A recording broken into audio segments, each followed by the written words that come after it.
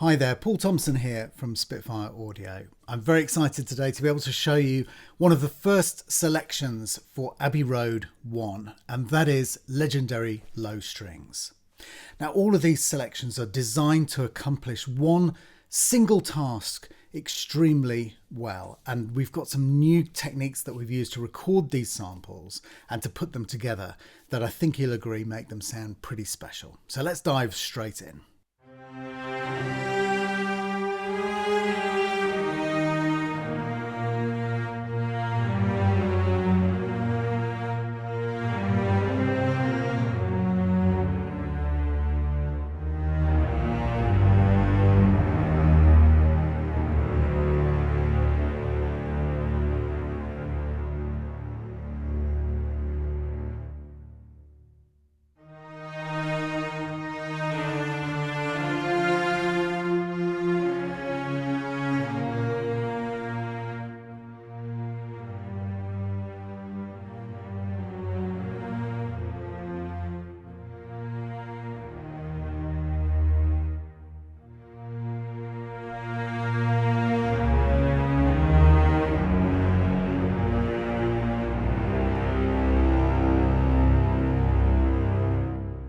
So we open with our epic legato. This is the cellos and the basses playing in octaves. Now this is a really common orchestral device. It's also extremely useful because with the basses that we use where they have the extension down to a low C, it means that the bottom of the cello's range and the bottom of the bass's range actually matches up. The basses are also written in the bass clef but sounding an octave lower. So actually, if you have the cellos and basses playing from the same part, this is the sound that you get. It's a really common sound in the orchestral repertoire.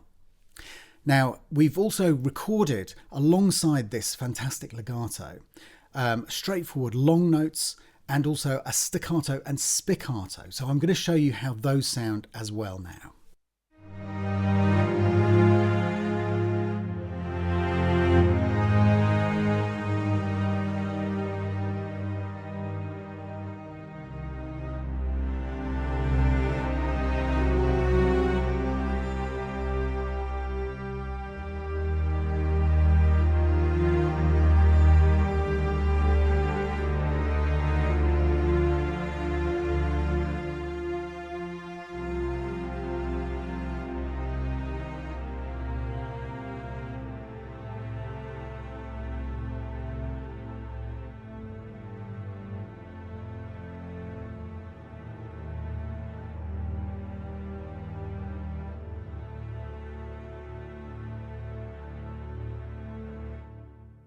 So as you can hear, we've got a real clarity to this texture. Even though I'm playing in harmony, it never sounds really muddy.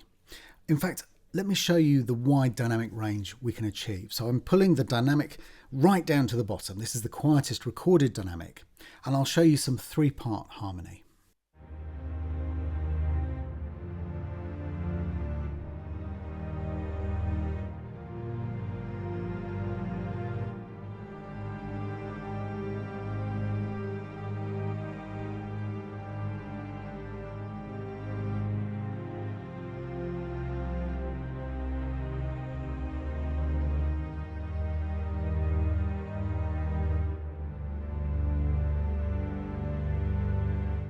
And what if we push up to the very loudest dynamic and see what happens then, again with some three-part harmony.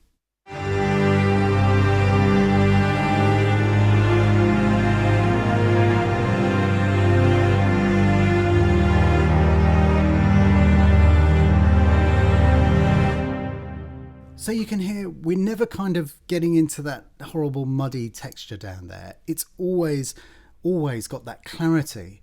Whatever the dynamic is, and you know, playing three-part harmony with the cellos and basses already playing in octaves is really quite a tall order, but actually it sounds fabulous. So you're going to have a very wide palette of sound that you can achieve even just with this normal longs patch. Let's check out the spiccato and staccato.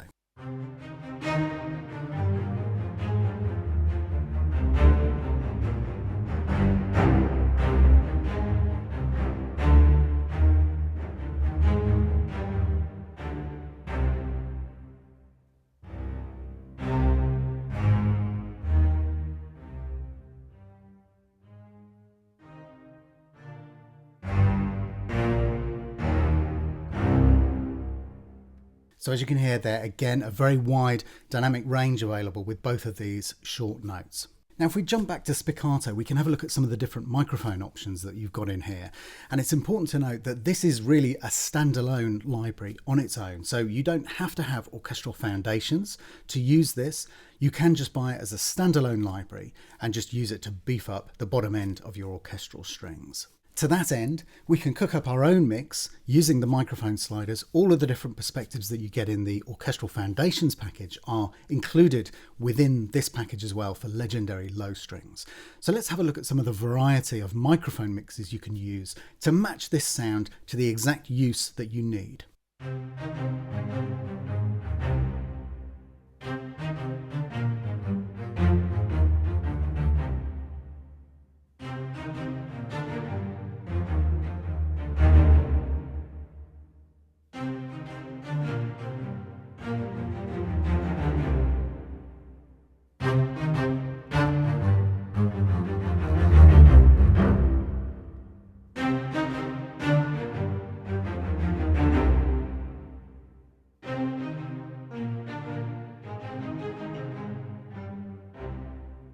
And finally, back to Simon Rhodes's default Mix 1.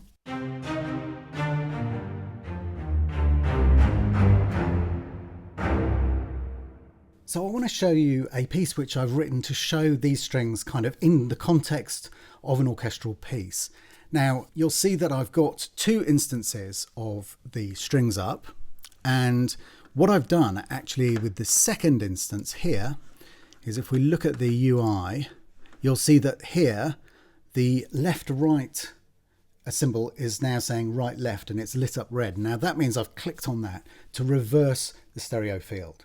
So what I've got is I've got the first section that you hear has the cellos and basses in their usual seating position. And then when we get through towards the end of the piece, actually at this section here where I wanted to carry on that kind of low chugging spiccato pattern, but have another kind of soaring line on top of it, what I've done is I've flipped that pattern over to the other side so that we can have our cake and eat it, if you like. We can have a kind of rhythmic part going on in these low strings, but also the legato soaring over the top. So you'll hear that that happens. Now, apart from that, there's no other low strings in this piece. So everything that you hear in the bottom end of the strings is legendary low strings. Now, I've used two other sounds, which I'm going to show you just for absolute clarity. I've used this Albion 5 patch, which has just a little kind of scattery, very high parts here, just for some atmosphere at the start. And I've also used the first desk legato from the solo strings as well. Now that's it. So those are the only string sounds you're going to hear. Now let's start. I'll just play from the beginning, and we'll have a listen to the strings kind of working in context. So I'm just going to play the first 8 bars, which have a little bit of everything in.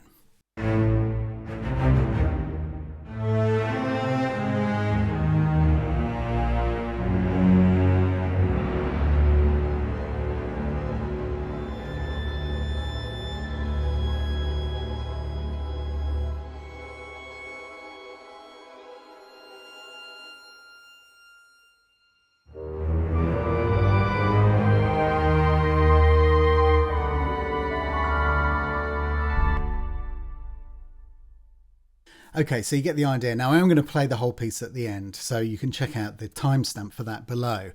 But I'm just going to dip in and out of some of these things as I go through the piece. So the first thing here, which is quite interesting, is I've used legendary low strings and I've doubled it with some woodwind. So I'm going to show you exactly what's going on there. So let's open up our woodwind stack. So let's check out first up this doubling of the bassoon with the legendary low strings.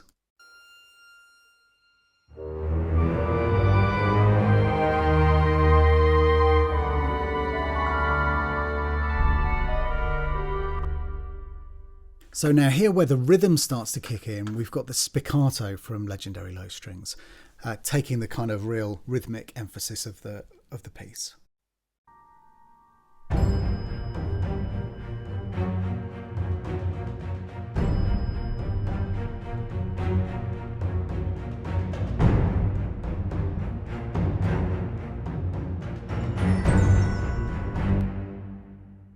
Now in the percussion, I'm just using a blend of different things. I've got stuff which is kind of leaving enough space for you to be able to hear the low strings clearly.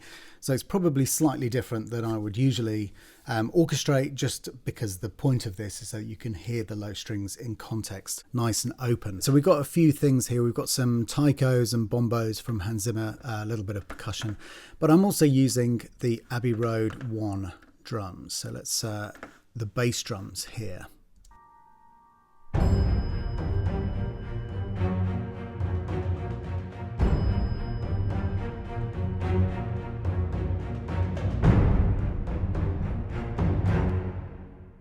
And in the next section, you'll hear exactly what happens when we flip sides. So going from the current spiccato that you're hearing into the new side spiccato.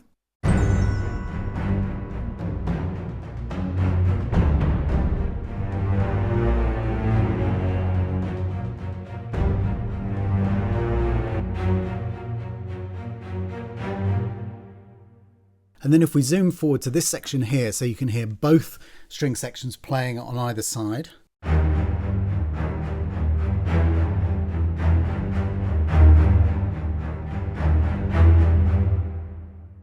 So as you can hear there, even though we've got two sections playing, one on the right, one on the left, you can still hear it's really nice and clear sounding. It's crisp. There's none of that kind of low mud. You've got a fantastic detail and clarity to the sound. Now, the only other thing that I wanted to show you, just so you know what is playing along while the track's going, is some of the tuned percussion. So let's have a quick flick down to there.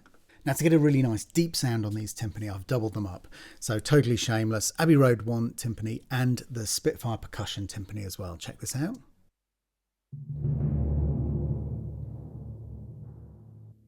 So again, you've got a kind of two-part thing happening there, and I'm doing that again at the end here.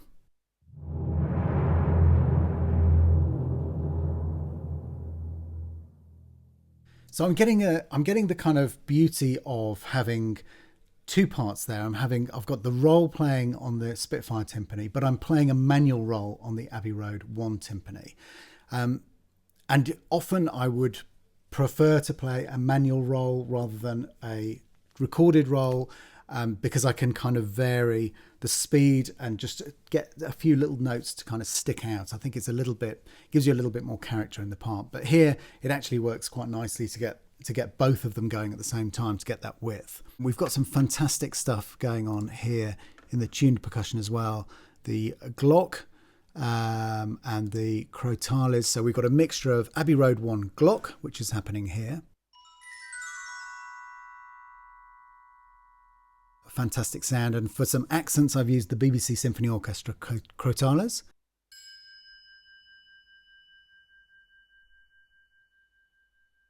And then finally the Glock comes back in at the end.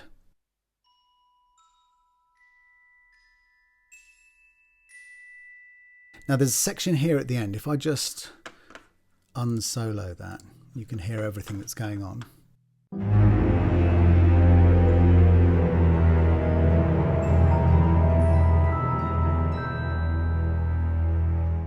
So I've got three parts all kind of going at slightly different speed. I've got the Glock picking out these little notes, and then a bit of a swirly part going up on the harp as well. So check out the BBC SO harp and Celeste playing along at the end here.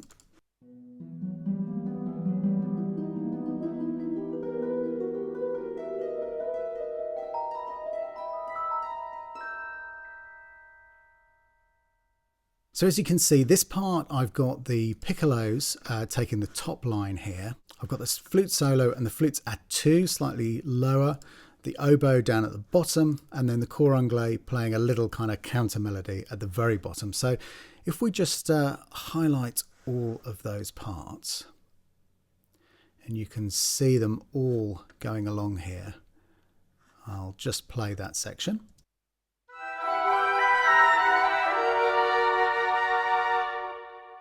So what I'm doing there is I'm using, everything is following a line. So for example, the cor anglais on its own sounds like this.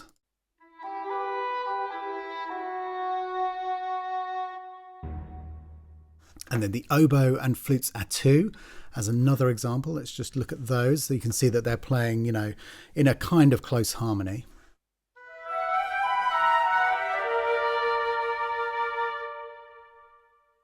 And then that block, just in the context of everything else, sounds like this.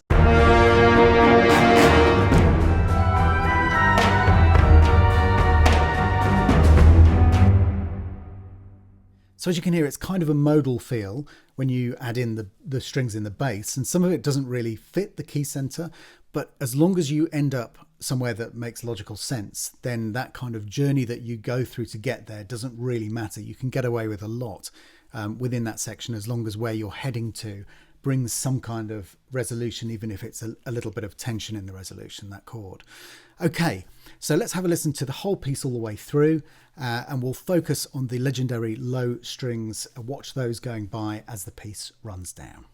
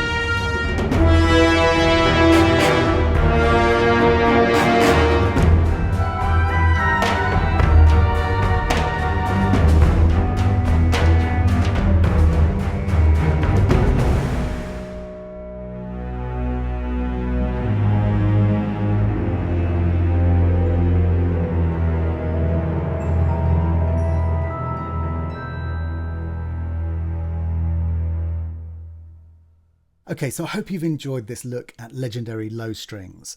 This is one of the first of our selections which we're releasing for Abbey Road One. I'm really excited. It just sounds beautiful. It's so much fun to play. And this is the whole point of these selections. They are things that happen in film scoring that we really love the sound of. So we've developed some new techniques here to record these things, these patches, so that when you play them, they really accomplish that specific job beautifully well. And this is no exception with these new techniques for recording these low transitions in the cellos and basses. What we've got here is something that just gives you the feeling of a real performance, and it has that intensity, but never loses clarity. Thank you very much for watching, and we look forward to seeing you on the next one. Bye-bye.